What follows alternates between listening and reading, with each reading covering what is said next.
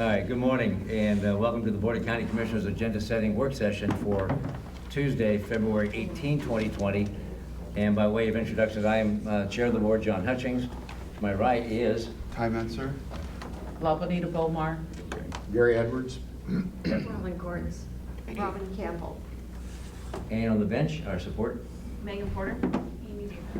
So welcome, and we're going to go through the agenda for February 25th, next Tuesday's meeting, and then a list of other items we'll get to today to include commissioner items.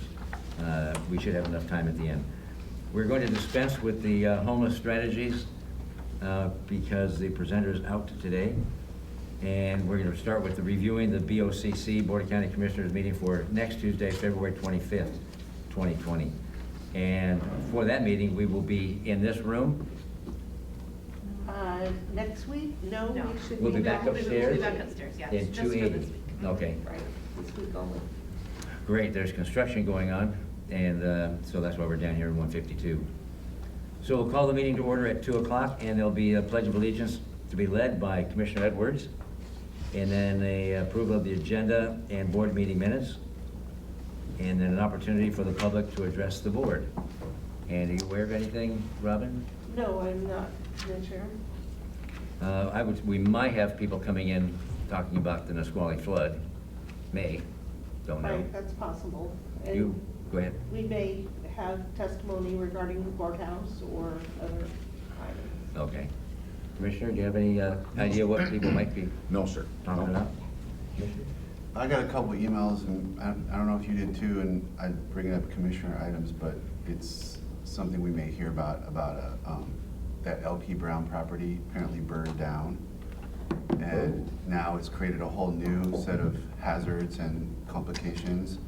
Luckily, it didn't burn anything around, but it continues to, that people are now worried about, like, can we fence this off and to create safety for the kids right next to the school? Anyway, we may hear that. I got at least 2 emails. I haven't gotten through all my email, but the piece of email that I did get through, I had 2 concerned citizens about that, and hoping we have time to talk about that at the end of the meeting today. Okay. And so I haven't received any emails as of this morning that, looked at under commissioner items. Right, I will mention as we get going that this is a special meeting because you are not in your normal meeting room. And I've been advised by Elizabeth that because it's a special meeting, we cannot change this morning's agenda. So we have to stick to it, but commissioner items is pretty broad, and we should be able to add things like that and discussion about the Nisqually flood under commissioner items. I asked for that to be added. They'll be bringing it up in commissioner items this morning. So that's where we'll do that. Okay. All right, and then the county manager's update. I have nothing at this time. All right. That's for follow-up on any citizen issues. Are you aware of anything? Well, yeah, I'm aware of a similar situation that my seatmate brought up, a different location. Okay. On the flood. I mean, those are Yeah, the flood big big. issues. Okay, do you aware of anything from the county manager? Okay. Not beyond what we talked about. Then we move into agenda item number 3, consent items A through J. And the first one, 3A, is prosecuting attorney, a reclassification of a position. So this is a reclass in the prosecutor's office from a legal assistant 1 to a legal assistant 2. It's to address work that's being done out of class, and the pay range will increase, but that does not necessarily mean a jump in salary for the individual. Just gives room for growth. Right. Okay, anything? No, sir. 3B, Commissioner's reappointment to Public Facilities District Board. So this motion is to reappoint Nancy Clausen as the regional representative to the Capital Area Regional Public Facilities District Board. And the information that I have, you had asked, has anyone, any other jurisdiction made the appointment? And Tumwater has made their appointment has made the appointment to reaffirm Ms. Clausen. The city of Lacey and the city of Olympia will be making their appointments next week, is my understanding. And this is for 1 month or 24 days? That's odd. No, that's my mistake, that's 2024, I believe. I'll double check that.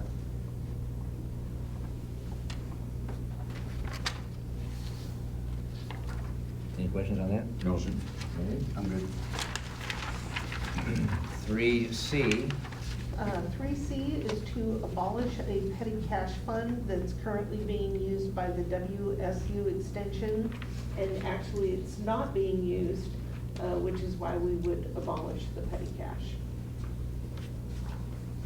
how much is in the petty cash? I would have to look that up. And when you say abolish, where's it go? Back into, The funds just return to the general fund if there's any money in it. It's a Okay. very small amount, it's immaterial. okay, any questions? All right. 3D, CPED, a new member to the Fair Board. So this motion will appoint Jan Oh, yeah. Gillington as the representative for District 3 to the Fair Board. You remember Jan, don't you, brother? Yeah. Do you approve? I do. I do. Comments or questions? No, sir. No? I'm so happy to wrap this up with a bow finally. Yes. After quite some time. Yes. Because she'll be a great addition. 3E, Human Resources. 3E is appointing the delegates for Thurston County for the Washington County Risk Pool.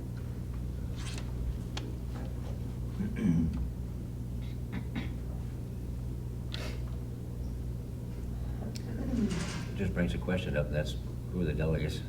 Yeah, I'm looking for that now.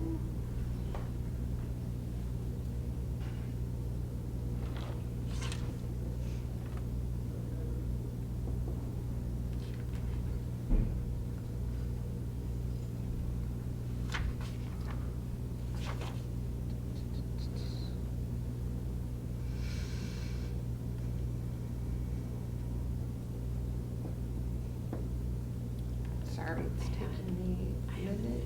You got it up?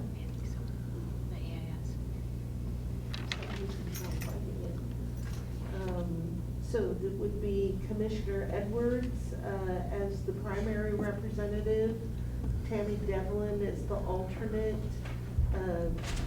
Prosecutor Thunheim as an alternate, Carol Ringberg who's one of our risk analysts, as an alternate, Brian Anderson, another risk analyst, would be the alternate and safety officer. Okay. Thank you. I might just comment that I believe this is an annual appointment process. It seems like we went through this last year as well. Well, yeah, there's no date on here. Yeah, I don't know the particulars on that, but Right. We'll look this up and get it all Okay. a little tighter by next week. Thank you. Any questions on that or comments on the risk pool? 3F, reappointment Human Resources, the Board of Equalization. So this moves for Robert Hasting and Lee Ruddy. Mr. Hasting would be appointed as a member of the Board of Equalization, and I believe it's Mr. Ruddy would be the alternate BOE. Okay. Anything? this is a reappointment. Mr. Hastings is chair of the Board of Equalization, I believe, right now. Has Mr. Hastings given testimony to us, or am I confusing him with somebody? Not that This I'm- past year? I don't recall that he did. Okay, then I think I've gotten confused. Both of these are reappointments. Yeah. Okay. Okay, 3G, Public Health and Social Services. So this would increase an FTE from .8 to 1.0. And I believe this is in support of a grant. Is that correct? Director Please, Slaughter thank you, will- Shelley. Good morning, Commissioners. Good Shelley morning. Slaughter, Director of Thurston County Public Health and Social Services. This is a position that was included in the budget amendment that was approved. However, there was a position control issue that we had, and so this is to essentially address that with position control.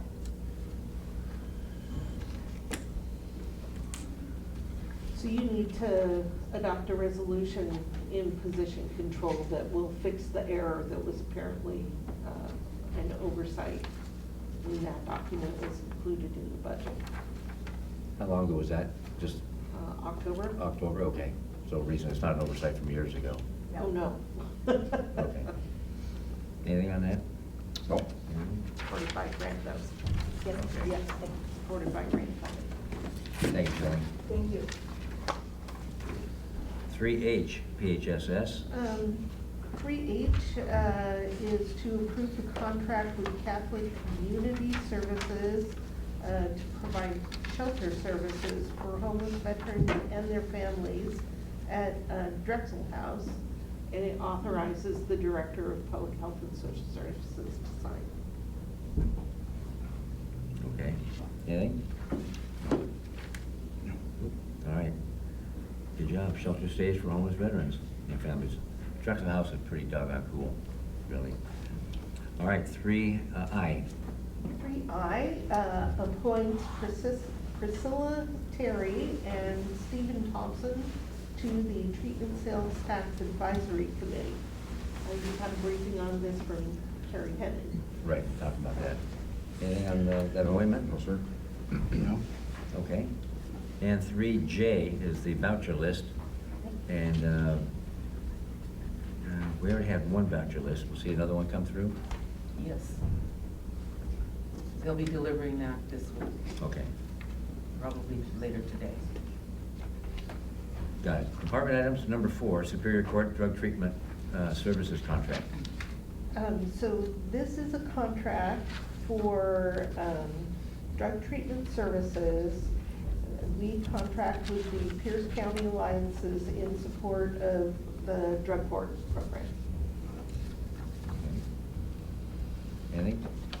I don't know, are we gonna hear anything from Carrie about that?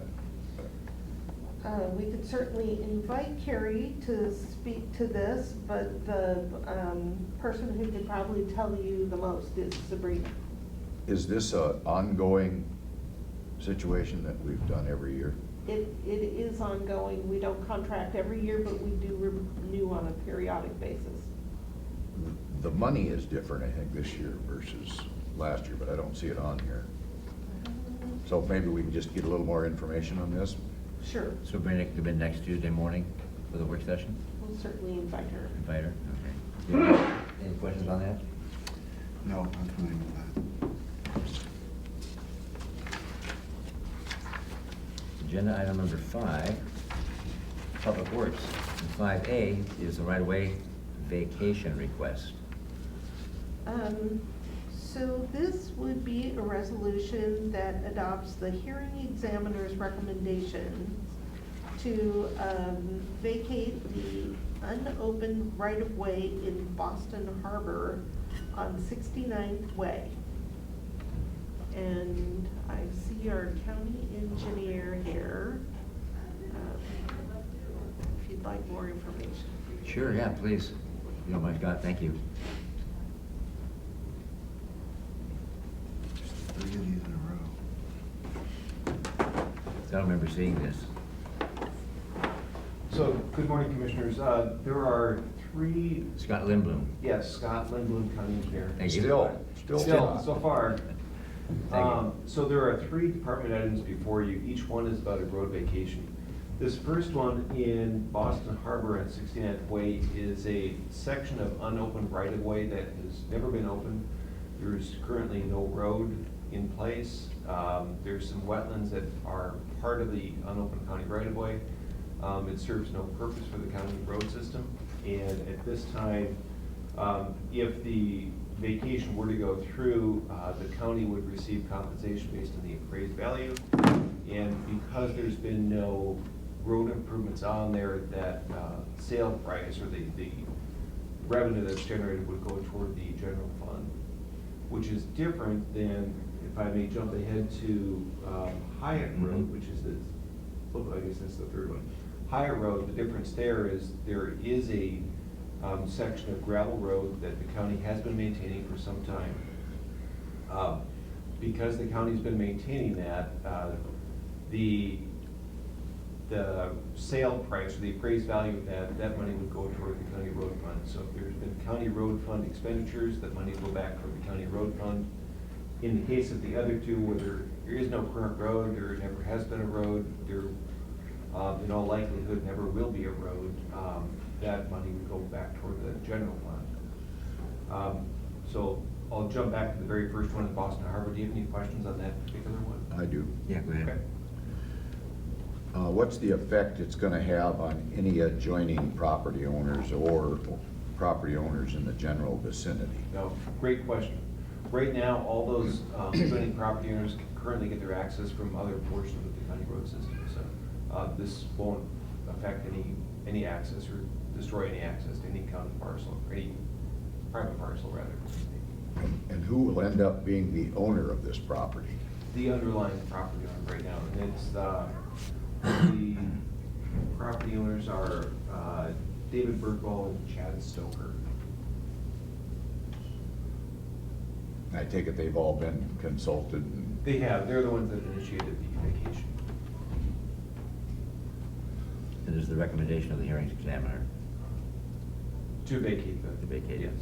any drainage issues? You mentioned wetland out there, so are we potentially gonna have any drainage issues off there, water quality issues, that kind of thing?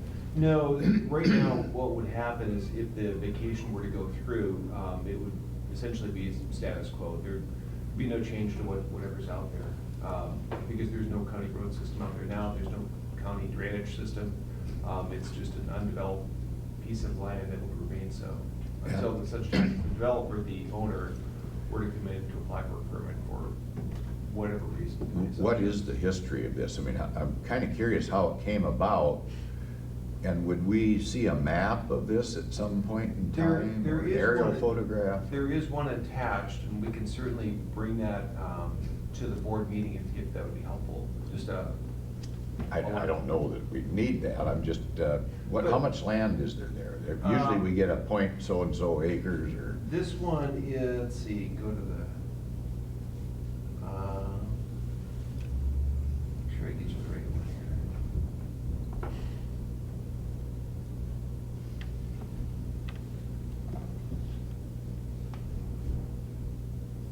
Got a couple of things up here to make sure.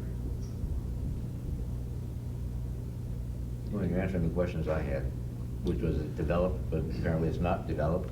It is And- not, And the correct. size of it, whatever the vision is, some long strip of, Yeah, it's, this one, Roadway. I believe it's a 60-foot section. Let's see. Oh, here we go.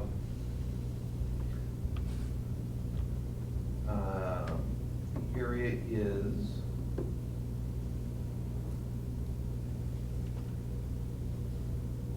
course, not the CD area, but it is a 60-foot section, I know that. Is it, how long is it, like a length of a Well, yeah, lot? that's what, it's about the length of a lot.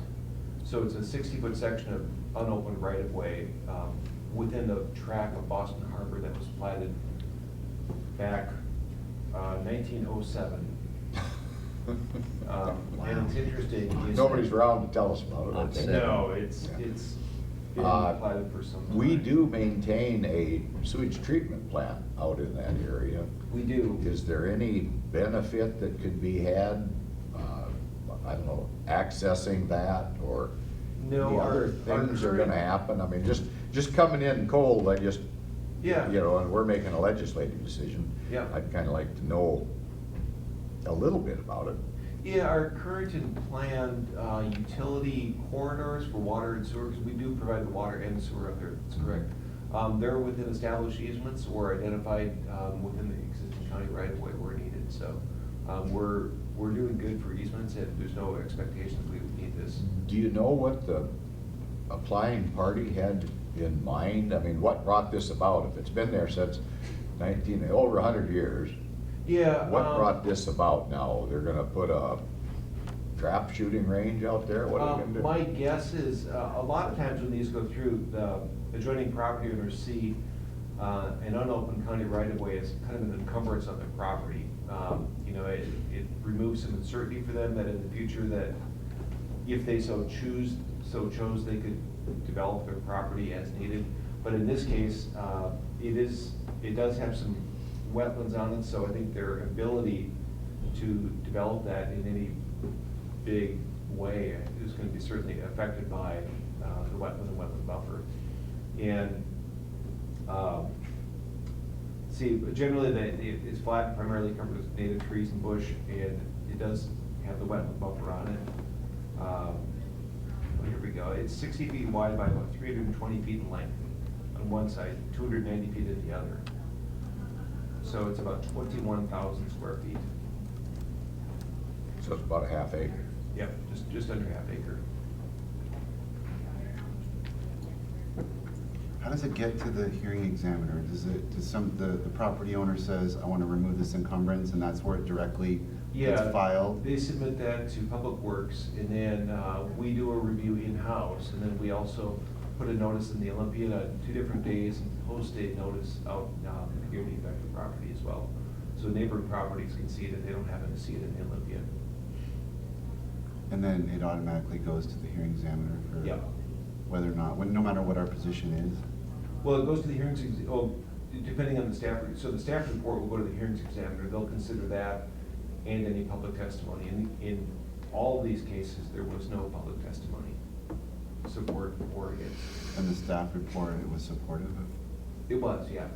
The staff report is submitted by me, it's prepared by staff and Okay. with my input, and I am signing it. Let me just ask one, I don't have a map in front of me, so if we've got a piece of property, it must adjoin other private properties except besides the one that's making an application, I suppose. I mean, Yes. So why would another adjoining property owner maybe not want anything? Why doesn't he want half of it? Or I'm just kind of curious that you're catching us cold, at least Yeah. for me. Yeah. Well, I I'm think- curious why.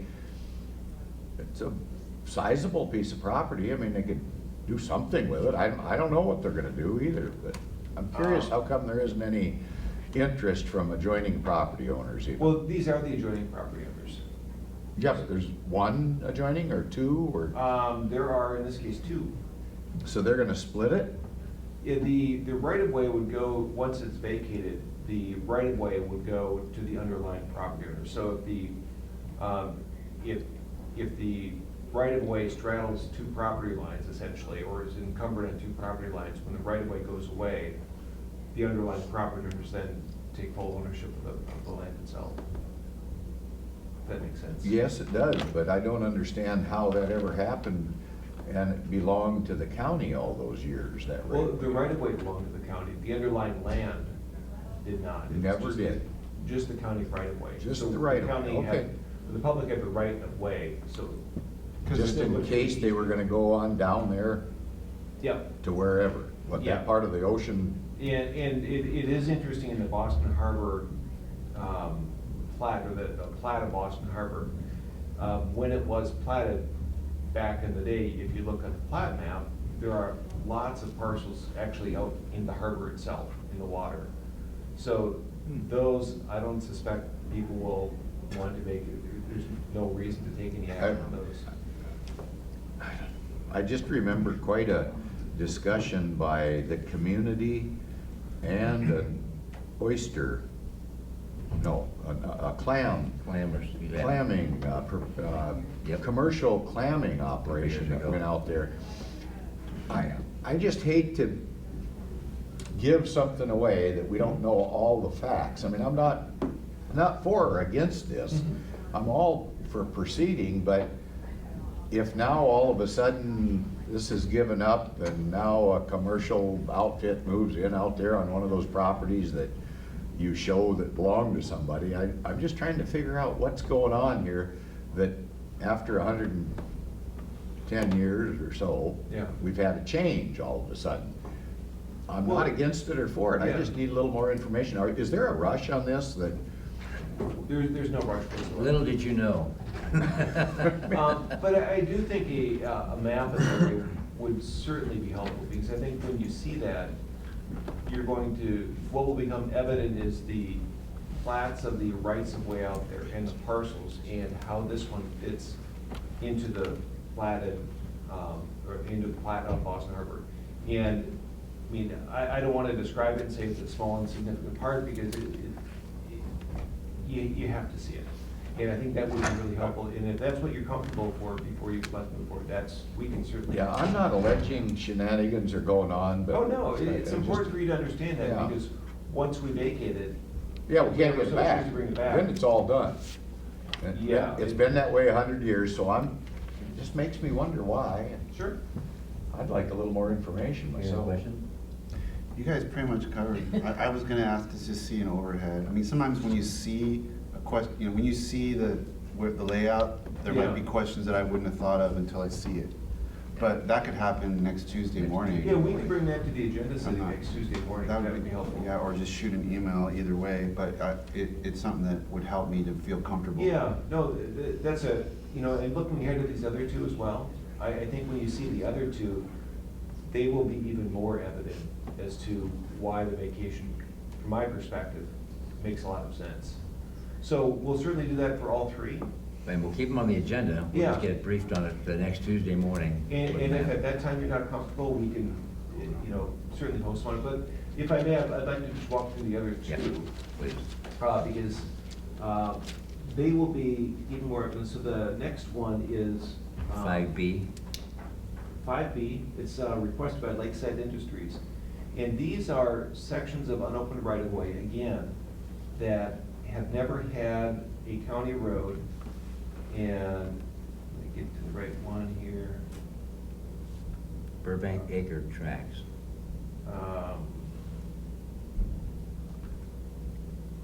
So these are entirely within the Lakeside Industries property that's in the south part of the county, west of Tilly Road, north of Old Highway 99, in the area of Gibson Road, if that's familiar. I know there's a gravel pit down there. Yep. There is. Area of Gibson Road. And these are parcels that are within that, and the area now is mostly open, grassy, again, It's within the gravel pit? it's within the property owned by Lakeside Industries. Okay. There are short sections of unopened county right-of-way that are not connected, some are not connected to other parts of the county road system. They're within property entirely owned by Lakeside. There's no logical reason why these would ever be opened up as a county road. So again, this was proposed by Lakeside Industries. So in an effort to not have the right-of-way take up chunks of the middle of their property that my expectation or my guess is that at some point they might want to continue mining in that area. I don't know that, but looking at a big chunk of land with sections of right-of-way, I can understand why they would make that request to vacate. And again, I think with this, next week we'll bring a map, and when you see the map, I think it will become Okay.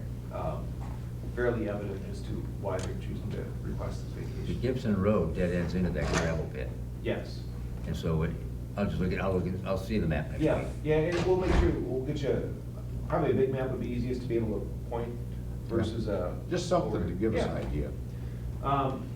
In a similar way, I like the big map idea, and in hindsight, I should have had one here, because Hyatt Road is a similar issue in the sense that it was quite evident to me why the vacation makes sense. In this case, Hyatt Road is a county-owned, a county-maintained section of gravel road that extends into a parcel of land owned by PB Lumber. The opened right-of-way in this case extends into the land but does not, is dead end in the middle of the parcel or within the boundaries of the parcel. it doesn't connect to or even point in the direction of any other county road. It ends in the middle of a logging parcel. So essentially, I couldn't tell you why that happened. Where's it but, located though? Where It's in the just county? off of, I knew you were gonna ask that question. The map is gonna be a great tool for you. Drawing a blank on the road. But the county has been maintaining this as a gravel Okay. road. It's used by primarily two parties. The logging company that accesses the road, and then people going up to drop off garbage up in the. Where they're not supposed to. Yeah. Yeah. So in this case, if the road were to be vacated, the county road fund would get credit for the work that we've done to maintain the road. And PB Lumber would also put in a turnaround on the county side of the vacated right-of-way to enable county road maintenance people to turn around. So High Road is this long, they would choose to vacate everything within their parcel of land. Then they would put a turnaround here. And a gate, I take it, so we don't get more I'm garbage. sure they would do a gate as well. But once they vacated, once the commissioners, if you so choose, would vacate that parcel. And again, I apologize for not having the map here. I think the map will be very, very helpful. Okay. Okay. Anything? Yeah, you explained this compensation, how does that, where does the compensation come from? That you say that the road fund will get compensated for work that's done? So when a unopened right-of-way is vacated, there's compensation due to the county based on the appraised value of that piece of unopened county right-of-way. Okay. So when that compensation is due, it comes into the road fund if there's been no road fund expenditures on that. So in the case of the first two, there's never been a road there.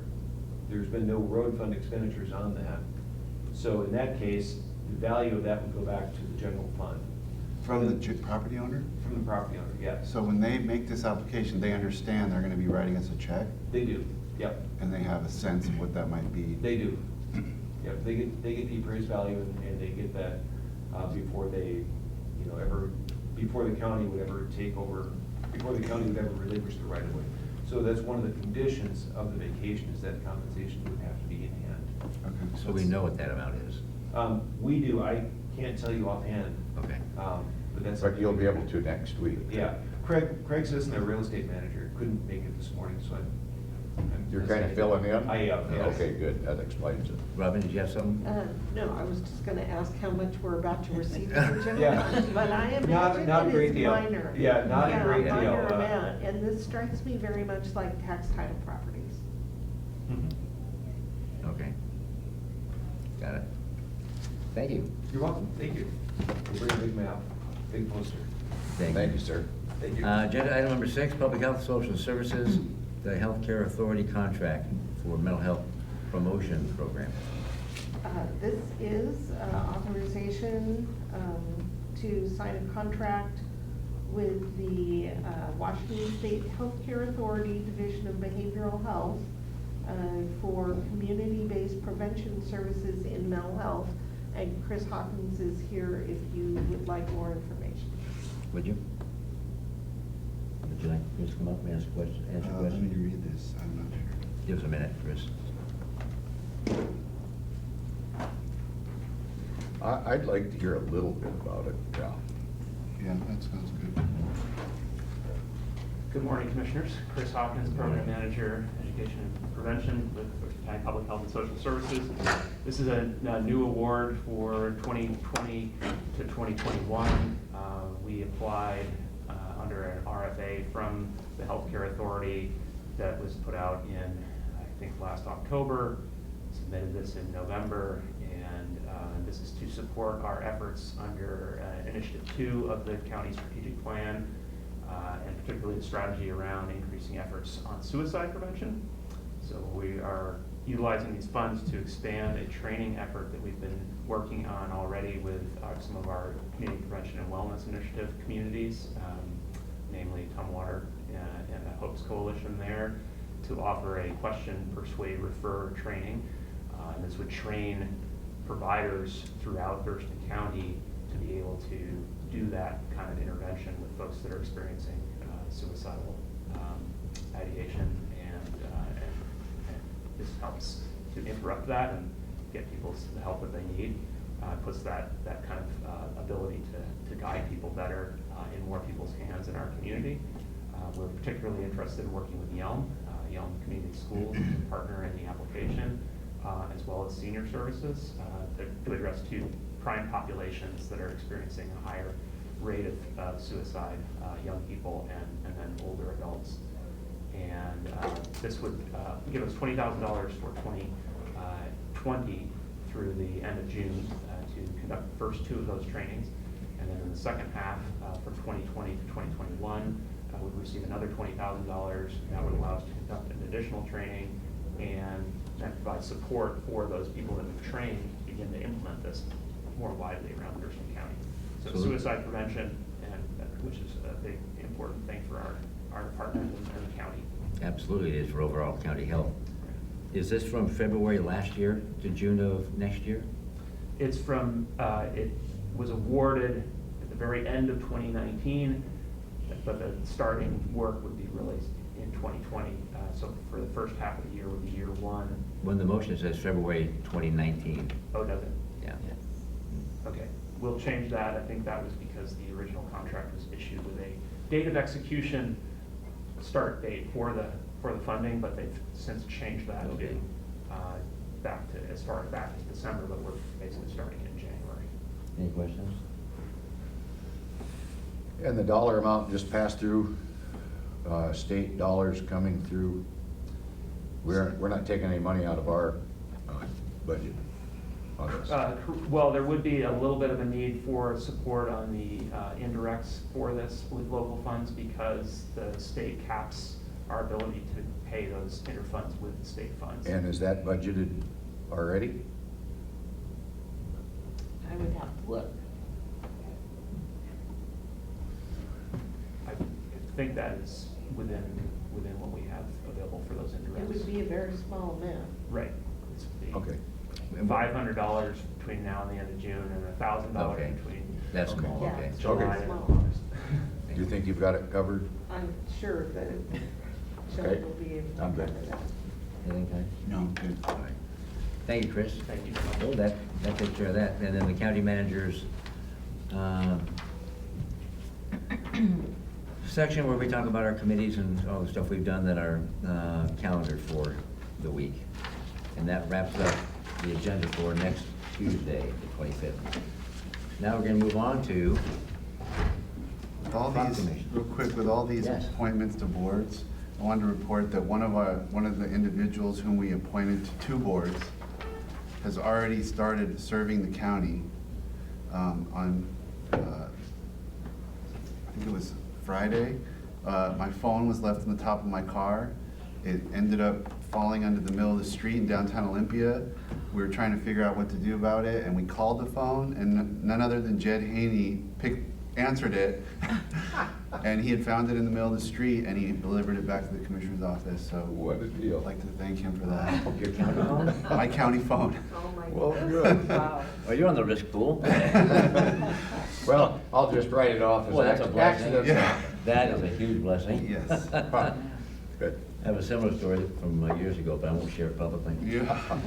Before we move on, Commissioner. Yes. There is one other item that is not on your agenda that will be next week, and that is to have a RFP issued for an on-call professional project and construction management consultant for the courthouse. And if you recall the discussion at your executive planning session, we talked about a timeline. This RFP would be issued at no cost to the county, and a decision or contract would not be awarded until we know if the ballot measure should pass. So, but this is taking those steps, so we're ready to go. I got it. On the courthouse project. Got it, So okay. that will be on the agenda Next week. Anything? I remember Go ahead. that. My only question would be, earlier this morning, you said, Elizabeth said we couldn't do anything because of some announcement that we didn't Right. do. So you can't Properly. change this agenda for Uh-huh. this meeting. But part of this agenda is to review what Okay. you'll be doing in your business meeting. Okay, I just don't want to make any mistakes, that's all. Thank I got you. that too, and I agree, that's why I talked to her this morning. Oh, okay. Good enough. Trying to be cautious. Yep, thank you. All right, La Bonita, proclamation. Yes, we have a proclamation that is in your packet for Women's History Month. I'm currently working with the auditor's office because this year, the Women's History is acknowledging women of the vote, valiant women of the vote. I have not confirmed who is going to accept the proclamation. I'm working with Jamie Davids-Meyer from the auditor's office, and I will let you know. So the proclamation is in the packet for your review. Okay, so you're working with an employee from the auditor's office. Yes, and I chose, well, I didn't choose the subject matter for the Women's History Month, but I thought it would be a good idea to work with the auditor's office to see if they have something going on because of the nature of the proclamation. Would you also reach out to the League of Women Voters? I will do that. They had an event at the Bigelow House this last weekend that I attended, and it was pretty cool, very, very cool. And so if you'd reach out to them, I'm sure they would love to be involved. Yes. Thank you. And we haven't seen this yet, No, this is your first time. so we'll just have to take the time now, but we will review it and provide feedback. Thank you. We didn't do this proclamation last year? We did Rebecca Howard, similar proclamation, but it was in honor of Rebecca Howard, who was a longtime citizen of the county, and it generated my knowledge of it when I heard that her picture was at the bread peddler. And so someone told me about that, and I did a little bit more research, and that's how I got the information about Rebecca Howard. And thought it would be a good idea for last year's proclamation. I took a couple of pictures at that event at the Bigelow House, and the League of Women Voters, women were dressed in period clothing. And so I had a couple of pictures taken and posted them, and started receiving feedback from others that said, I know her. I know, they were in costume representing different women from the era gone. And I know her, I know her, I know her. Nice. So, yeah, that'd be great if you, I will. if you did that, reach out to them. I will make sure to. Because they may come in period clothing, I don't know. That would be nice. Yeah, and then we would, right? Yeah. Okay, thank you for that. We'll reply with feedback if there's any changes. Any other proclamations or awards? Not at this time. Advisory boards and commissions. Yes, we already discussed the reappointment for the Capital Area Regional Public Facilities District. The other reappointment on your list is from the Emergency Medical Services Council. Staff is recommending that you reappoint Margaret McPhee and Cindy Handley. And I know both of them, and I'm okay with it. I'm okay with it. They've been on there for quite some time. Yeah. Yes, they have. It's fine. Okay. I'll have If you it got 3 on, thumbs up on that one, good. I'll have it on the agenda of the 25th. Fran Beard, Veterans Advisory Board. Yes, this was brought to my attention. Staff has received this application, and this is a new application, and she has been invited to the next Veterans Advisory Board meeting, which will happen April the 20th.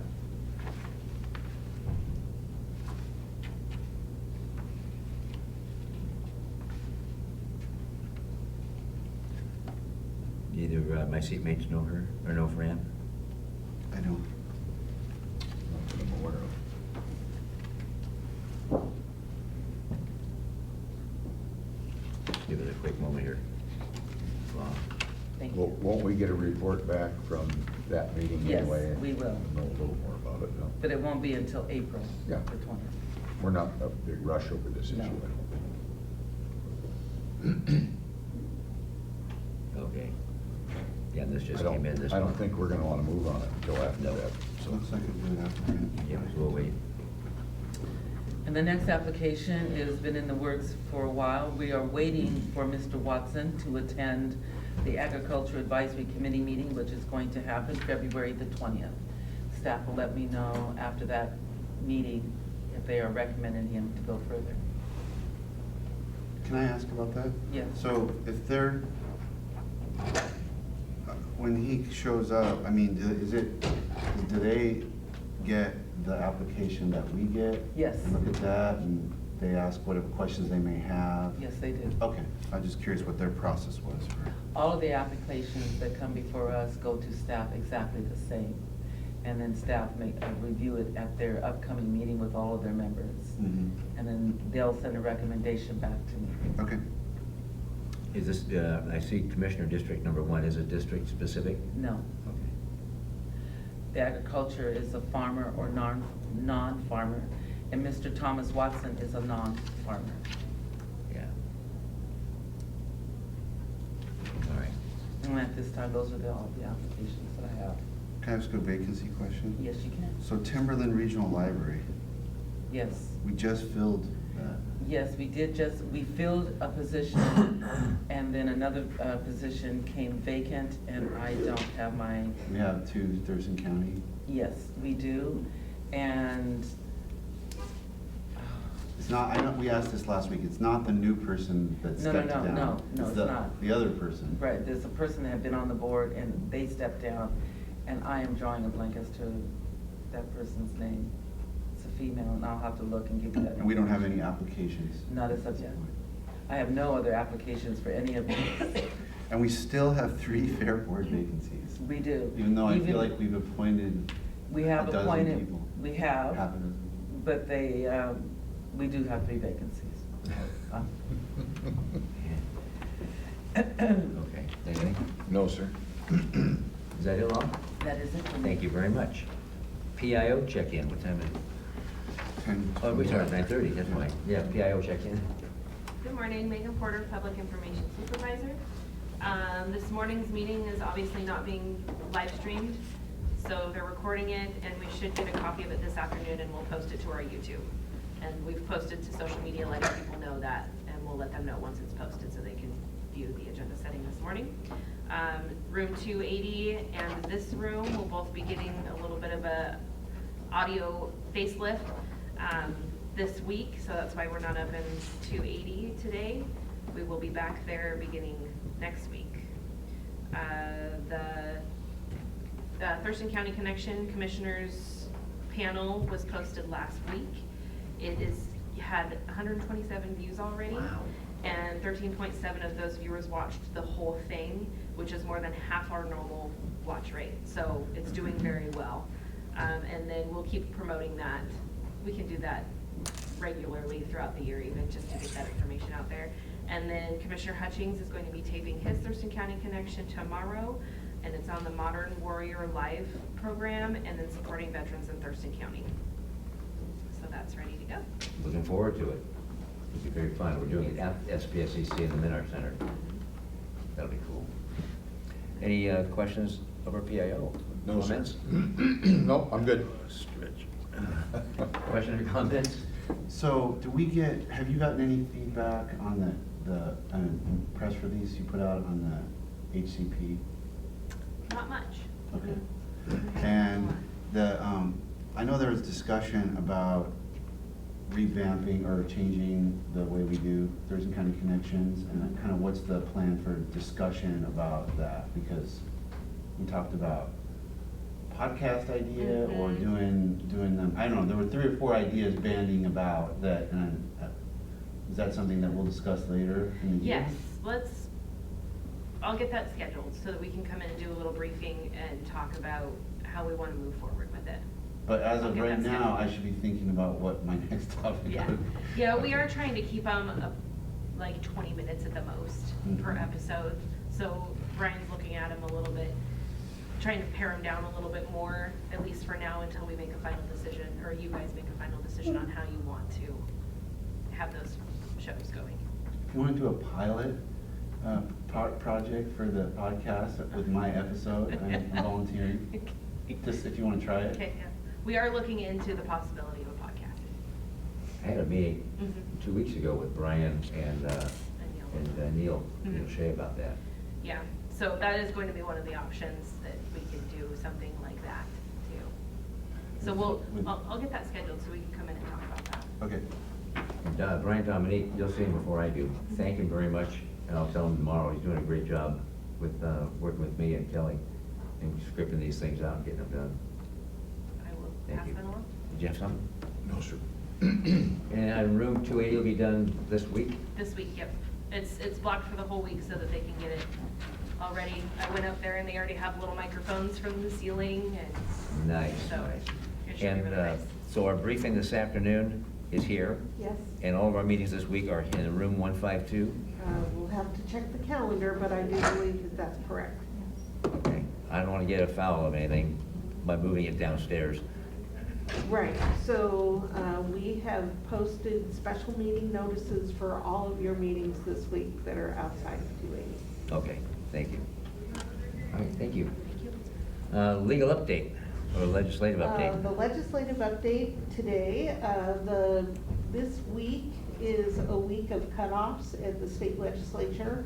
And so staff are monitoring all of the bills that you've talked about over the last few weeks to see what makes it through the process and what dies in committee. At least, you know, as far as a bill might die midway through session. So we have no report this week. We're looking and monitoring, and we'll come back next week with an update for you. A shorter list, right? Hopefully a much shorter Because list. a lot will be done. Yep. And I did with WASAC, I did a 2-hour webinar on Friday, I think it was, a long 2 hours, or maybe 3 hours, just going through all the stuff that's still there, but it's a Right. much shorter list.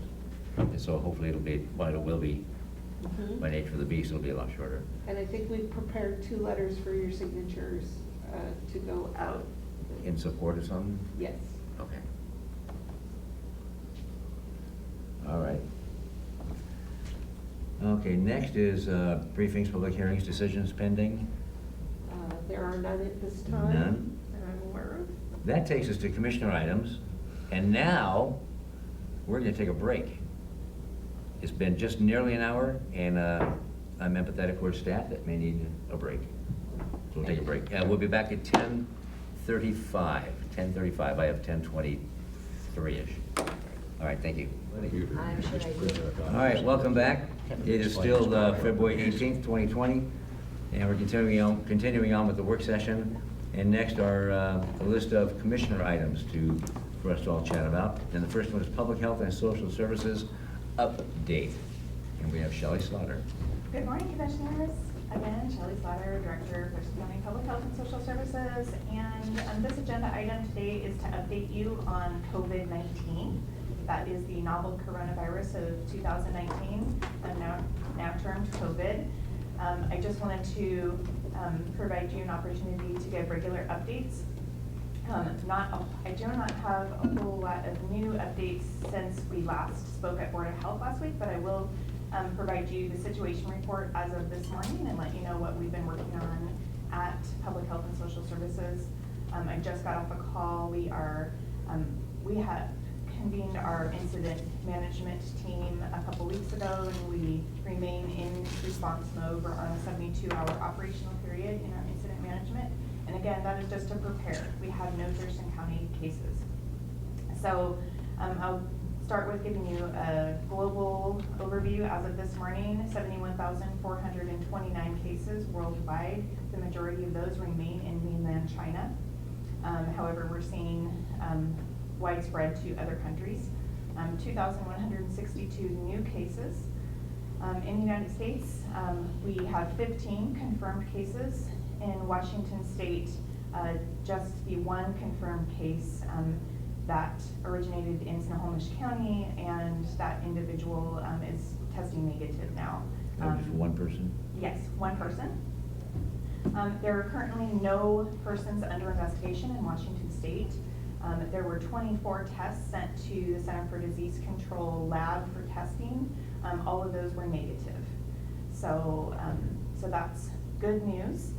We continue to have to ship all specimens to Center for Disease Control. I reported last week, I believe, that we expected the Washington State Public Health Lab to be able to begin doing testing. There was a little bit of a delay with the CDC, so they're still working on addressing that, and we'll hope to have that up in the next week or two, and I'll have more information about that. You may have heard that there are people under public health supervision. Those are travelers returning primarily from mainland China that local public health jurisdictions are monitoring. What that involves is when people come into the airport, SeaTac is one of 11 airports in the nation that's accepting travelers from China. The CDC has guidance for travelers returning from those areas to isolate at home and to monitor for symptoms and to report those to the local health jurisdiction if they have any symptoms. Those travelers are being contacted, they are being referred to the Washington State Department of Health. And this week, Washington State Department of Health is revising guidelines for monitoring of travelers. So I may have more information on that next week. Advice for public continues to be, this is very, very low risk of contracting COVID-19. We want to encourage people to stay calm and just use standard practices for protecting against any kind of viral illness. So that includes hand washing, covering coughs, sanitizing surfaces, staying home when ill.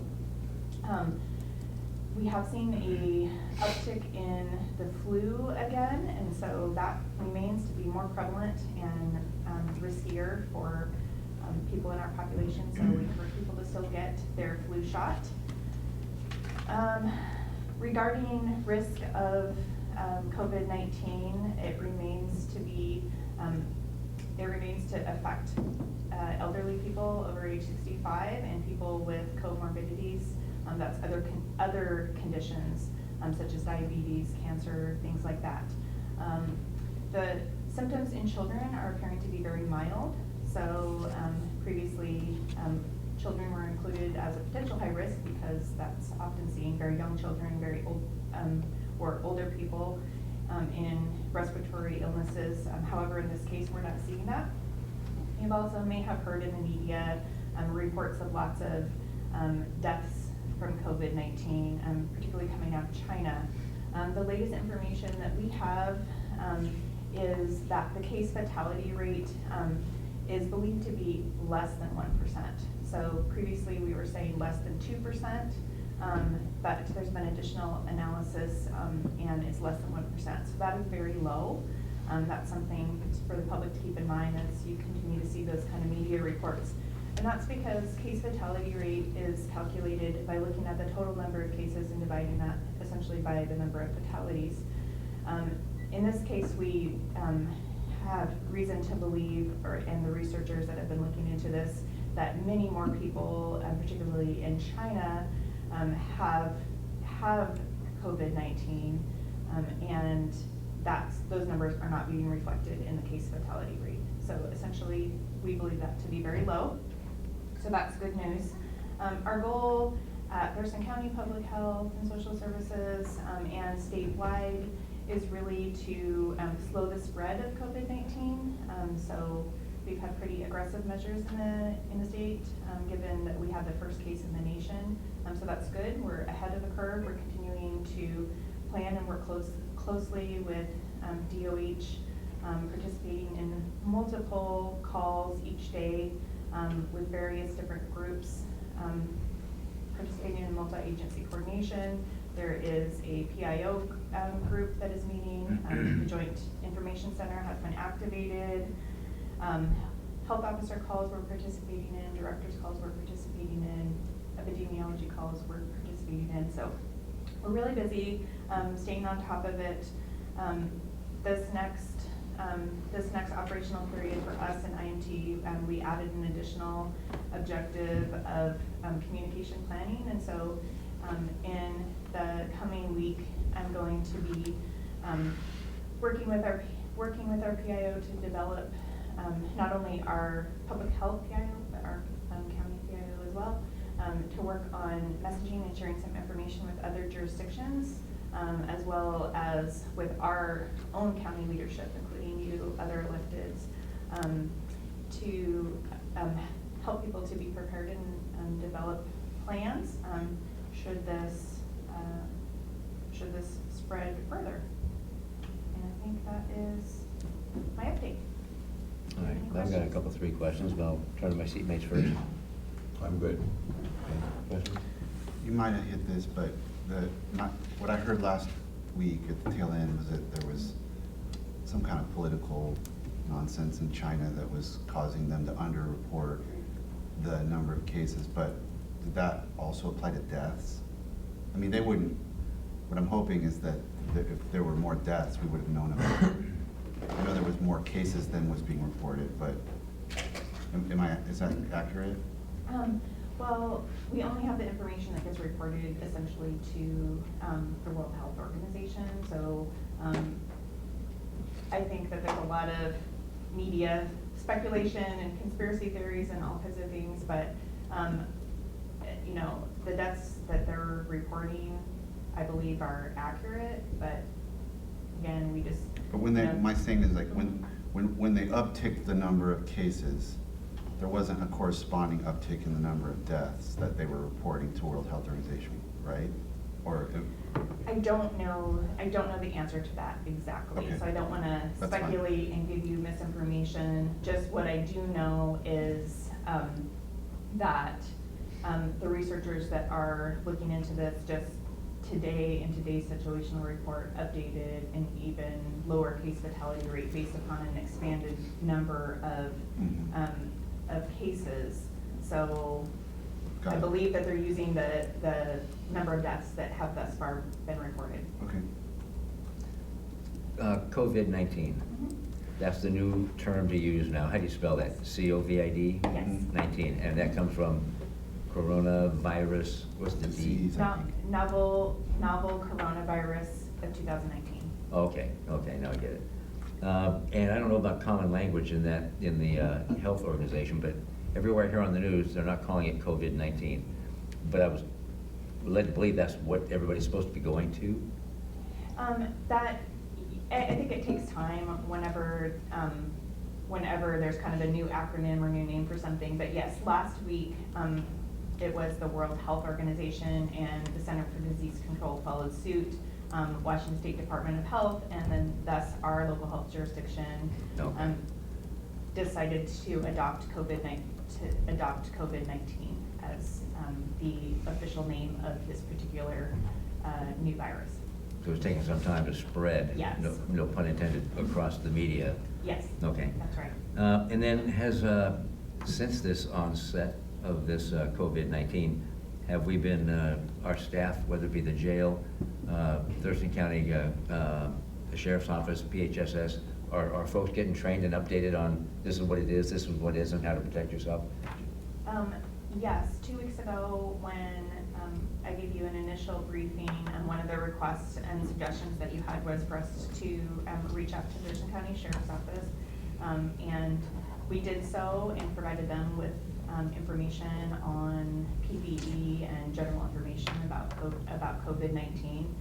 Our communication planning in this next time period is going to expand that further to outreach to other groups that may be interested and may need up-to-date information. Okay. Yeah, I'm serious about protecting our employees. Yes. Yes, sir, Commissioner. Go ahead, did you have more? Oh, I do have just one more thing, just regarding safety for employees. Safety, of course, is paramount. Part of our IMT structure does include safety. We are doing a mask fit training coming up to make sure that people who may need masks have the proper fitting for that. And then our safety officer at Public Health is going to be interfacing with the safety committee for Thurston County to address that. But I do want to emphasize that standard PPE is appropriate in this case. And for the I public, don't that's want- personal protective equipment? Yes, Thank thank you. you, sir. Personal protective equipment, that includes things like masks and Gloves. gowns and gloves and things like that. But I do want to emphasize that the general public does not need to rush out and buy masks or anything like that. And one of the things that we're working, and that our State Department of Health is working to ensure that we have enough supplies for especially healthcare workers and first responders who may need that the most. Okay, good. Commissioner? There seems to be enough time that some of these folks that initially contracted this virus have now recovered from whatever it was, like you mentioned, kids and things. So are they finding that there's a certain resistance that builds up once you've had it? Or is there immunity once you've had it? Is there any kind of continuing education for the public on that portion of it? So apparently out of those 70,000 or so that maybe have it, there must have been quite a few that had it and now they're over it. And does that eliminate the threat that they're exposing anybody and such? That's what I'm kind of wondering. Couple things, yeah. For most people that do test positive for COVID-19, the symptoms would be mild respiratory illness for some of those higher risk groups. One of the hallmarks of COVID-19 is the development of fever, cough, and difficulty breathing or respiratory distress, particularly lower respiratory, so that's pneumonia that really is what can cause health problems.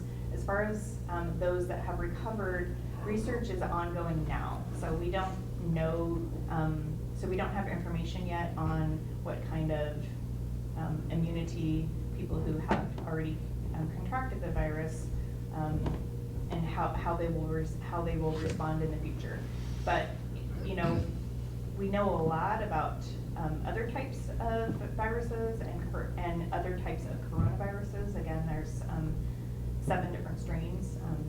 This new novel coronavirus being one of them, but it's reasonable to expect that someone who has recovered from this novel coronavirus is not going to get it in at this time. There haven't been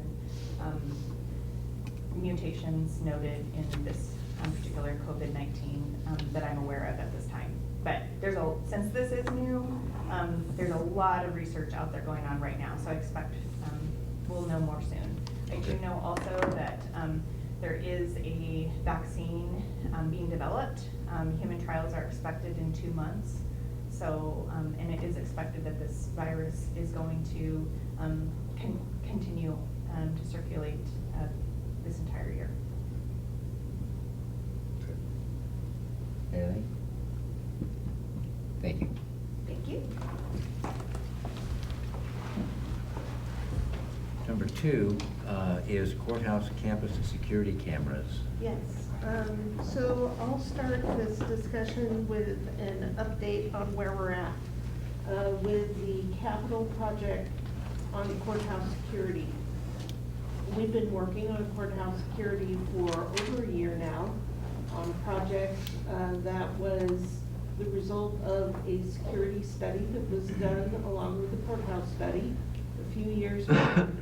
The project manager has been working with representatives from all of our county buildings to develop the plan, and last year we completed the portion of the security plan for buildings 1, 2, and 3. We've moved on to planning for the remaining county buildings, including Tilly, Public Health, the fairgrounds, buildings 4 through 6 on the campus.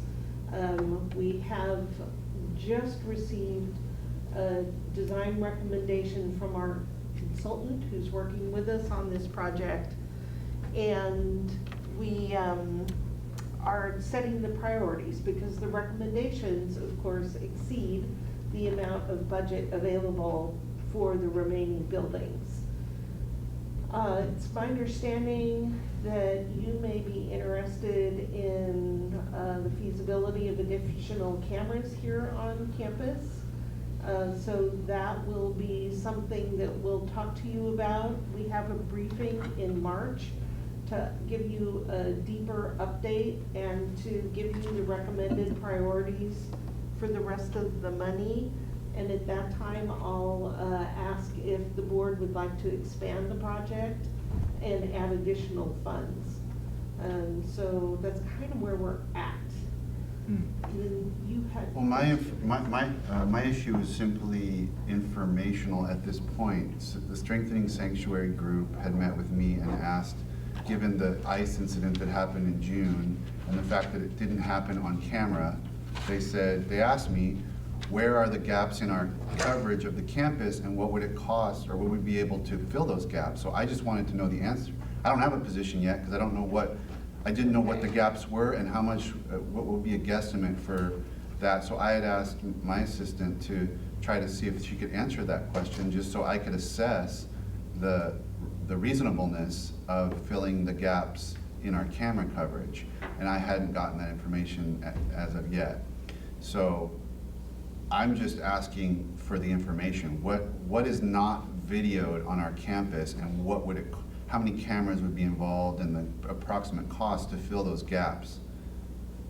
I didn't even, so that's it. That's all. I was just trying to get information of what are the facts before I even thought about discussing it with the board. Because if it's, way too expensive and we've got a ballot proposition, maybe that's not a good use of funds. If it's slapping a couple of cameras and if there's just a couple limited places and that could be covered at a very, very low cost, then that might be a very smart thing for us to do. I have no idea. Hearing this, that's why my first thought was how expensive and how can we minimize that? And whatever we do, if we do something and the ballot passes, can we take it to a new building? Right. Or do we put an offer up? What do we do? I don't want to waste money. One of the things we would want to do is ensure that whatever additional we did here on the campus would fit in with the overarching security measures that we're already taking. So what we can do is have this be part of the briefing in March. Would that work? I think that's fine. If we're already gonna be looking at that. We weren't sure just who to ask. Different people, is an IT question, a facilities question, a security question, a courthouse.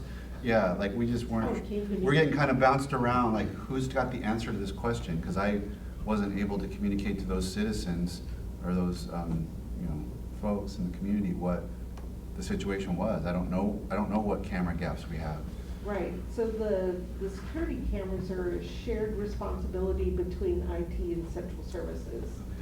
And I think that eventually Thomasina ended up in the right place she talked to Michael Crow, who brought it to my attention, and then she also sent an email to Dennis Cesario, I think, and me. So this is kind of in response to that. We've got a bigger thing going on that's already costing more money than we have. Can you tell me the date of that briefing so I can communicate that to the? I can certainly look up what the date will be. I'm not interested in exploiting or publicly telling anybody where our gaps are either. But I'm fully aware that when we have cameras in place, it protects our employees and it protects against employees against false claims as well. So it's a cool tool to have. Right, we will want to be careful what we bring as far as showing where our gaps are.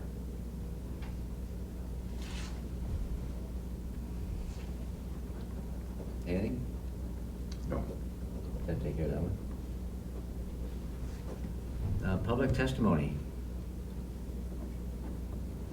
I don't have any public testimony at this time. Okay. That takes us to commissioner items, and I'm aware of two commissioner items. You have one? I do. One that I going to bring up is the Nisqually flood Okay. aftershocks. And Commissioner Benzer has one on the LP Brown property. So, let's do the Nisqually first, if that's all right. Is that all right with you? Yeah. So if I could start Certainly. there as well. I would like to share with you the actions that are being taken by our emergency management. We are coordinating with the Washington Conservation Corps teams. This is from Kurt Arden. Kurt didn't be with you today. He is off, so I am reading the information that he sent. We're coordinating with the Washington Conservation Corps teams to help people clean out their homes. We're working with Republic and LeMay to provide 2 dumpsters in the areas for residents to use. We're delivering water, which has been donated by Walmart and Costco, to residents who are impacted by the boil water advisory. We're working with United Way to help with immediate needs. We're helping to line up a nonprofit that may be able to assist with household appliance donations. And emergency management staff have followed up on inquiries and provided information on contacting the Washington Conservation Corps and United Way, along with other potential assistance. Citizens who've been impacted can contact emergency management through their website. The web address or the email address is emwebmaster@co.thurston.wa.us. And emergency management staff will help guide them toward the appropriate agency who can assist them. Would you give that email address again, please? emwebmaster, so it's emwebmaster @co.thurston.wa.us. Okay, thank you. And as we receive inquiries, we are forwarding them to that email address so that emergency management can connect with people in need. I would also just add that the county is under certain restrictions, as you know, about the help that we can provide with county or state funds due to gift of public fund laws in our Constitution. So we're doing everything we can to help people in need. So when I brought this up last week, and I was kind of it was the Board of Health meeting, and I was kind of suggesting that at least the water testing, can we pick up the tab for water testing for these folks that are on wells? And I got the real concerned look, like, no, we can't because of gift of public funds. So I forgot to ask Shelley, even though I had it down here, how many people have come in to test their water, and I don't know if she has that information. But also, the 2 emails that we have received from 2 citizens wanted to know, I guess, well, one, what help can the BOCC offer? And you've given some information, but I also want to direct the public to an article called United Way of Thurston County Launches Emergency Assistance Fund to Help Those Impacted by Nisqually Flooding. That was an article posted in Thurston Talk last week. And it actually spells out in that article ways that the United Way is helping in Thurston County. So I'm going to give out 2 phone numbers to folks that can contact United Way of Thurston County. Number 1, the local is 360-438-1100. That's 360-438-1100. The other one is 800-878-5235. And United Way of Thurston County is looking to help folks with sheltering, with amenities, with other needs, and I can't speak for them, so they can address or answer what they're going to be doing. But one of the emails that came in had several points in it. And number 1, let me back up. Over the weekend, I was contacted by a county, an elected official in Thurston County, wanting to know, it was a text, that if a victim of the flood was negatively impacted, then who did they put a claim in with for damages? And so I gave him information that it wouldn't be the county.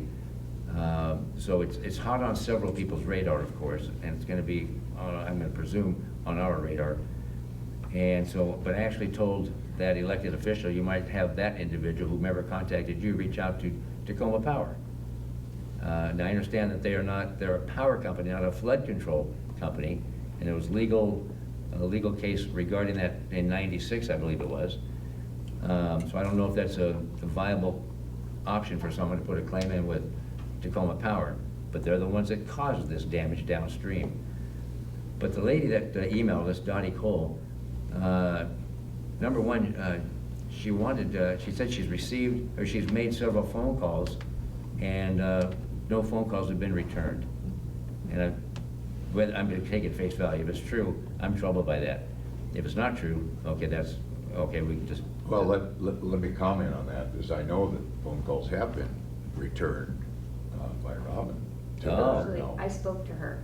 Oh, okay. And I believe her initial contact was by email with no phone number given, and so I think there was a response back to get a phone number. Okay. And then that was obtained, and do I have that Actually- sequence about right? No, she actually did call our office, Oh. and I spoke to her. I I've had quite a received her few. phone call. And I referred her to call the Emergency Management Helpline at 360-867-2800, and she was going to reach out to them. And so I also obtained her telephone number, and so I have had that, and we have not heard back from her since Okay. that, until she emailed this morning saying that she didn't get any response from the county. But I did speak to her last week, and I did give her that contact information. Thank you very much for that, and because that's responsive and timely. But maybe EMS hasn't received or hasn't gotten back to her. Maybe that's what she's referring to. I don't know. But at least our office has. So thank you for that. She's also looking for a county official or officials to meet with the Nisqually Valley community homeowners to hear their concerns as well. I also have a comment on that. Oh, yes, please. Sorry. No, that's helpful. I have been in communication with emergency management staff and received an email this morning from Sandy Ecker, and she is with emergency management, and they are in the process of organizing a community meeting for residents, and we are working on a date to get that set. Ah, beautiful. Can you make sure that we know about that? Yes. And that it's Yeah. noticed so the commissioners can attend? That's what we're working on coordinating right now. Okay, sometimes things slip by and Yeah. I didn't even know when it was happening. Mhm. And just to I'll just wrap this up, and then you can have the floor, sir. What, can I, on that point though, I would really like to have that meeting after we have the questions answered that the commissioners had last week about what the who had discretion to make choices, because I don't know who to be mad at, or if I should be mad at anyone, because I really don't understand the dam's, legal parameters. So if we had the meeting with the community before we have those answers, it'll be, I think, counterproductive. Absolutely. They'll be asking you that. And Amy's probably got that recorded, I would guess. And there's a young man in our audience, Brian Willard, I spoke with before the meeting, and a family member sent an email this morning as well regarding the same thing, $100,000 in damage. What can they do? We have And I'm sorry? We have that email as well. Right, so we've all received that, and so I've been chatting with them, and Commissioner Edwards has. I don't know if you've spoken with him or not, Ty. This is Mr. Willard? Okay, thank you for coming. Yeah, I got your email, I read it. And so he's got, he has I'm not asking him to speak now, but he has a story to share as well. That's compelling. And so I just want to know what more can we do? And number one, it seems like, I know it's a gift of public funds, but if these victims out there need to have their water tested, as we said last week, it drives me nuts that we can't, I don't know if it's $25 to have the water tested, or $35. 29. 29. $29, I was in the range, okay, good, $29, and yet we're gonna tell people, boil your water and drink at your own peril, or come in and pay the money to get tested. And I know we didn't cause this, but I feel the compelling need to assist in some small way, and boy, that would be one small way. But beyond that, I understand we can't do anything else. And I'm glad to hear LeMay and nonprofits with appliances and everybody stepping up to help. But I'll just leave it at that, because that's one of my frustrations. Commissioner Edwards, you're chomping at the bit, I know. Okay. I don't see a difference between filling sandbags at taxpayer expense and delivering sandbags at taxpayer expense and testing water for the public good at taxpayer expense. So I, for one, don't really give a damn if the state likes what we do or not. I would make a motion that we do test the water. I know you're gonna wanna run that through legal, but I don't see the difference between sandbags and testing water. They're both for the public good. Furthermore, in 1996, the community down there got together and started to work with a class action litigation against the power company. That's where it was found out through PERC, that's the regulatory body, that they were not a flood control operation, that they were a power company. I feel that the county should sue the Tacoma Power Plant because we are representing the citizens that are damaged. Citizens don't have the resources to go up against a big corporate operation like that, and that's how come that lawsuit in '96 didn't get very far. I would like to see Thurston County take litigation against Tacoma Power because it was their fault that this happened, and they've always tried to retain a volume of water behind that dam so they could continue to make dollars, and instead of worrying about anybody downstream. So I believe when they irresponsibly, when they act in a not a responsible manner and release water, especially timing it against a king tide, for an example, I think they have a certain amount of liability, whether they're a flood control mechanism or not. And I think the county should represent the citizens in a claim, no different than the county has represented citizens in a claim against the opioid industry, the pharmaceutical industry, over opioids. You could argue that's gifting because we're trying to help citizens.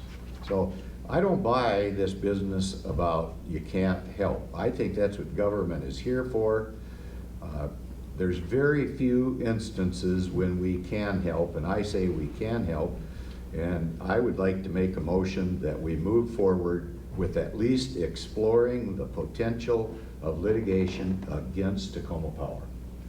So last week, when this came up, I don't know if it was Romero or if it was Elizabeth I was speaking with, but we talked about that, about some type of a claim or suit against Tacoma Power, and we were looking to see if John Thunheim, to get him to weigh in on that. So it's not a dead issue for me. Then you brought up another point, and I'll remember it in a minute, that I wanted to address. Do you have anything to add on this?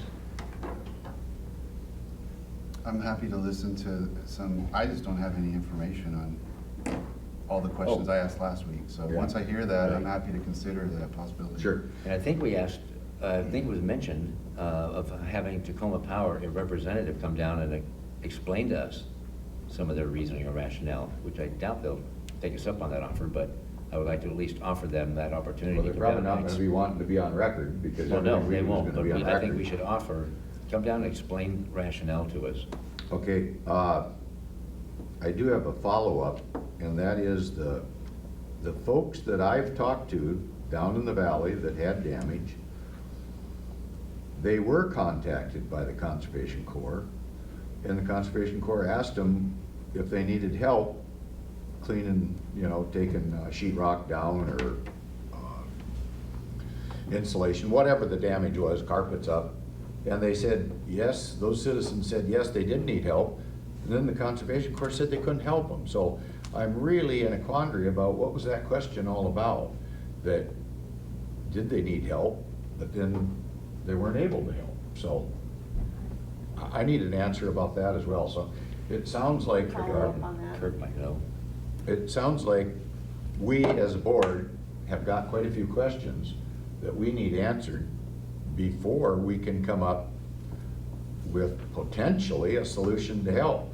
But for right now, I see no difference between sandbags and testing water. And I would also move forward on testing those individuals that, I think there was about 60 homes that were overrun with water. I don't know how many of them have wells. I'd say we test it if they need testing, and we litigate it later. You have enough to run with now at this point? I have a list of things I'm going to follow up on. I'll talk to Elizabeth about testing the water, and can the county pay for that? Well, I want more than that, because I'm gonna be real crass here and say something.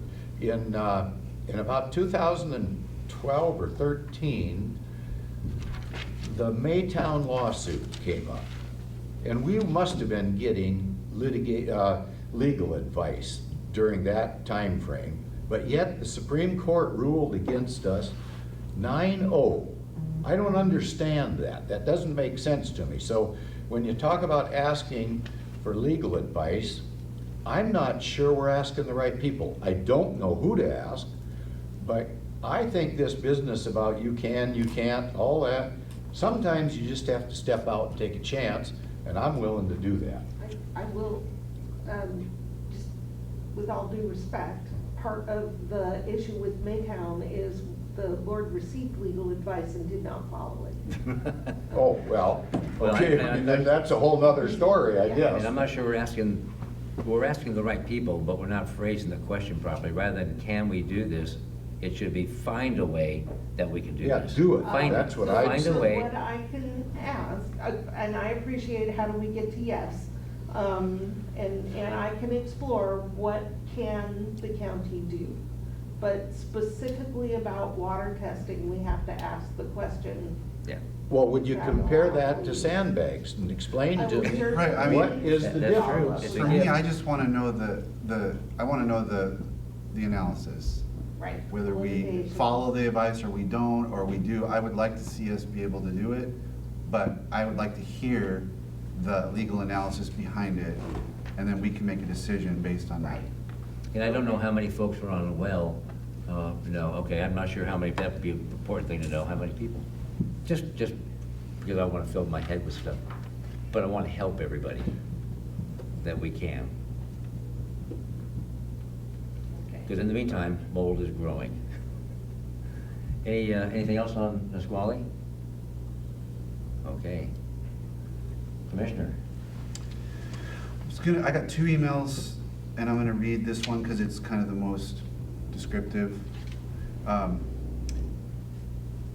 Hello, Ty, we're not sure if you have any say-so over neighborhood hazards, but we have one in our neighborhood. It's a duplex residence on 26th Avenue, Northwest Olympia. It's in the county, but we're not sure of the exact address.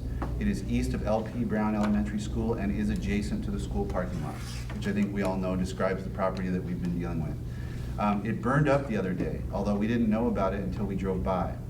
Actually, it has been abandoned for many years and had already become a hazard due to the garbage piled up in the 2 carports.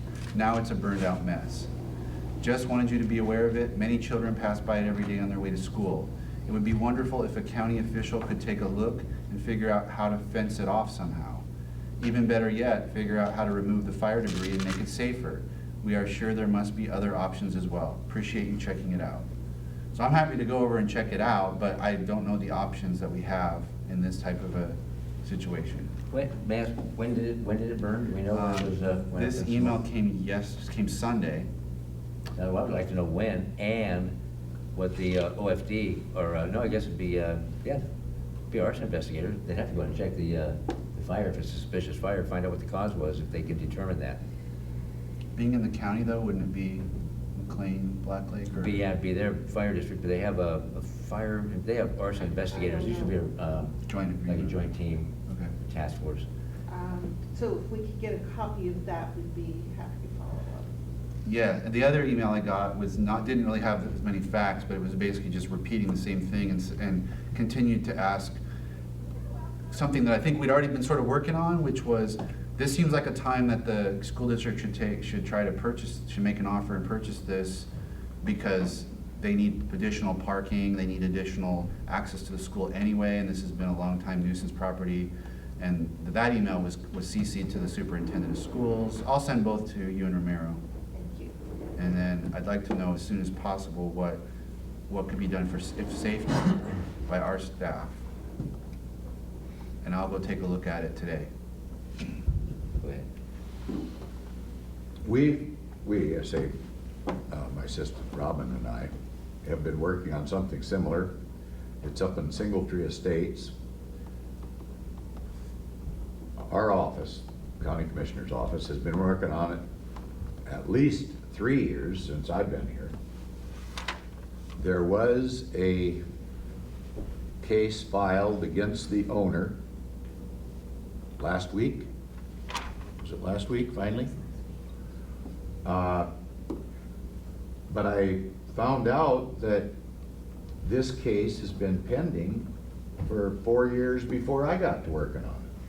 And it's a burned out house that's a hazard near a bus stop where kids get in and, you know, it's a potential for problems with kids.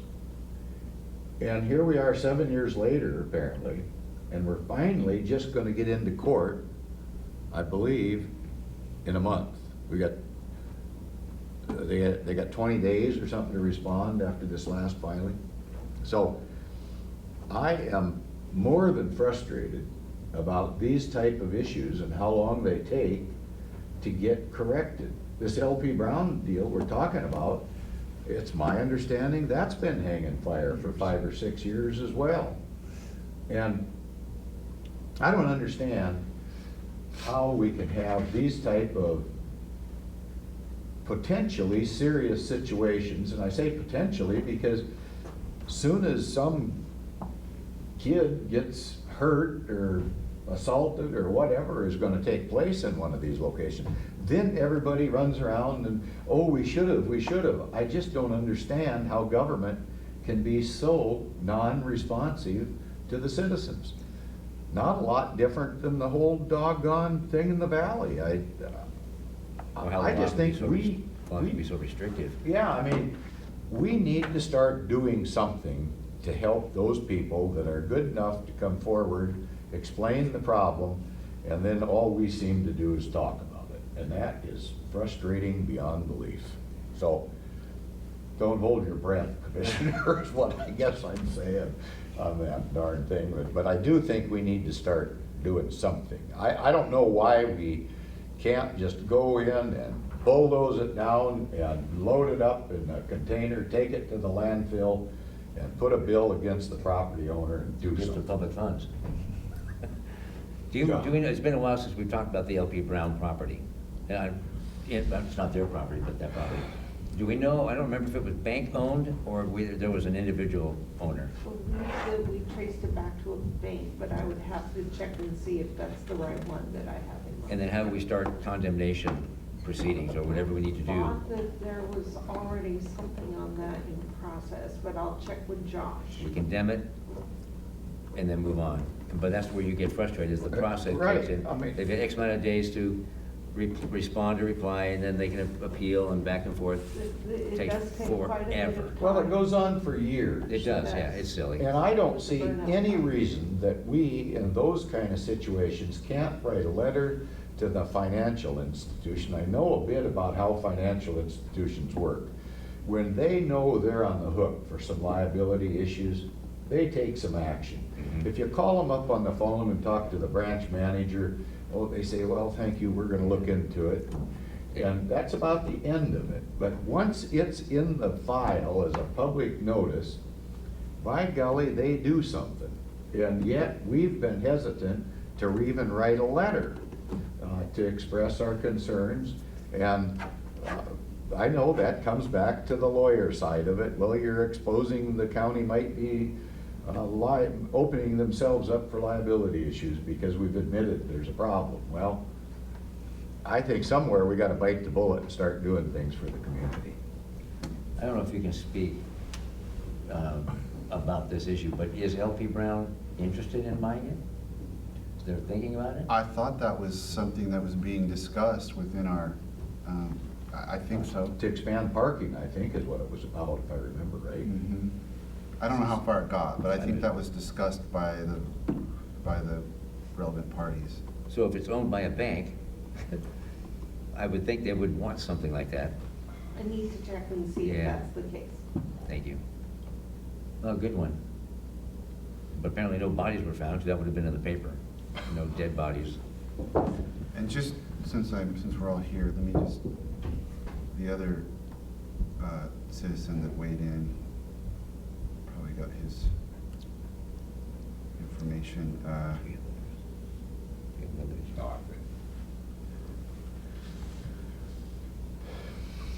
Just getting pictures.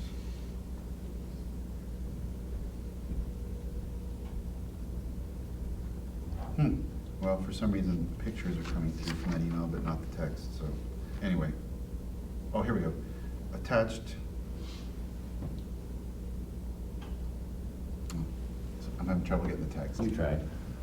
But it's just basically, this person was alleging that this has been a drug den house. Yeah. And then was making a specific suggestion of trying to facilitate a sale. They're all nuisances until there becomes a catastrophe. Yeah. That's generally the way it works. That's true. All right, any other items? I don't have any, Commissioner. You have no other commissioner items? Oh, I'm done. So am I. Do you have anything, I Robin? do have a few things. I noticed on our calendars, the elected officials meeting is still on. Tomorrow. For tomorrow, were we not canceling that? I I thought we didn't had think we chosen did. to cancel. No, we had discussed it, and I don't think we decided to cancel it. Okay, so if we're gonna So hold Romero would it, know. we need to move it to this room and post a special meeting notice? It already has Yeah. been posted? Okay. Do we have to post the lunch menu? Like the cafes in Paris? Yeah. Uh, So that's been taken care of. I believe it's still on. Okay, it is still on, I I just believe it wanted is, to yes. check, because I remember the conversation, I didn't remember where it had landed. I think But we there were would gonna be- ask about going every other month or something to make it Yeah. more. Well, I So think there would've that been was a- yet to be Yeah, just- determined after this. There would be an email from Romero Talk to the other regarding that. elected. But yeah, that was just where we. Okay, I haven't seen anything. You haven't, so, okay. No. Oh, well, All right. just me. Then the next item I have is there are two letters that are prepared for the board signature. One is in support of a bill that is currently moving through the legislature to Senator Hunt. The second letter is a follow-up to the docket briefing session that you had. It is a letter to the planning commission on their role, apparently. And we'd like you to sign that today, so that it can go out into the meeting packet for the planning commission for tomorrow's meeting. Where is that letter, I mean, where do we get it from? Yeah. So what's up? Amy's got the letter now, and could you pass that? We only have the one copy. Well, are It's you ready for you to expecting sign. that we need to do that right now? We have a meeting this afternoon, we could sign something. So the meeting this afternoon is strictly Budget. on budget, and that is not related to the budget, so. Well, even in our own offices, we get letters circulated once we decide. And we can do that outside this meeting. I mean, I so- just hate getting a letter right now, read it, and so, I- yeah, you gotta Yes, sign this, yeah. I It's not understand. my way of doing business. Yes. Oh, I understand, I'm just letting you know that this letter is here, it's apparently Good. something that you talked about doing in a meeting that I believe was we have. not at. I believe we Okay. have. So we will get it circulated and, either give us edits or please sign. And what is the bill, Sam Hunt's bill that we are gonna sign a letter of support of? Amy, could you tell us that bill? Thank you, Amy. 6209. Oh, that helps. Well, That's all, sorry. I have a follow-up question. Oh, that one. On that. Oh, wait. So, hang on, which I want to hear bill what it is is, it? what bill? So, regarding licensures, of military spouses and being able to obtain those more easily. Oh, yeah. I think it had to do like Remember the that. beauty shop lady Yep. comes from Michigan and she Yep. comes here to Yeah. recognize. Yeah, I okay. think we all agreed we were gonna sign that. Yeah, I like that. That's a good one. Go ahead. No, I just, and the other one, I was just gonna ask, had we agreed on each one of these letters or something, that's Okay. all. That's all, so. It's my understanding that you had. Okay, and so, We'll get that, Ty's got it now. trying to get them circulated, we'll- I'm fine with it. Just Okay. give them the time. We got to work with Yeah. it. Visit amongst yourselves. I don't mean to push it, I just wanted to make sure it gets signed today if it meets with your approval. So the last thing I had was just a reminder that you have a budget work session this afternoon, this room, 1 o'clock. It is focused on Washington state laws about county budgets. So that is 1 hour here.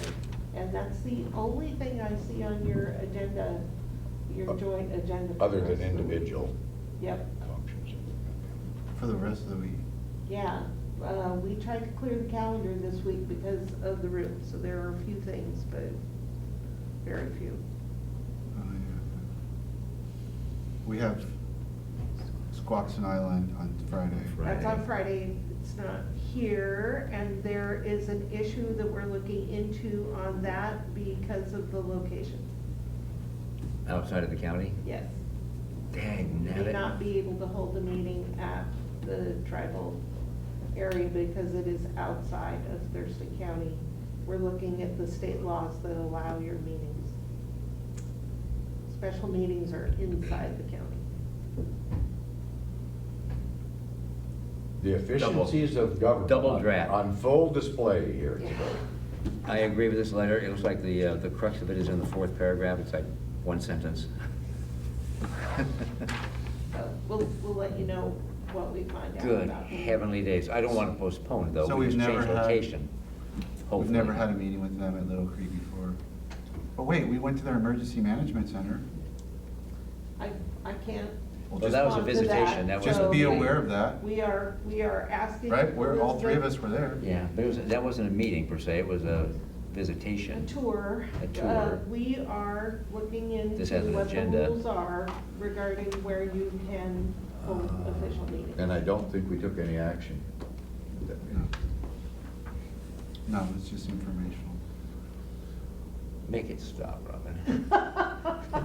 It just is so confounding. Have to build in the legislature till you need more But again, just discussion on how to. my personal purview, I don't want, a personal opinion, I don't want it postponed.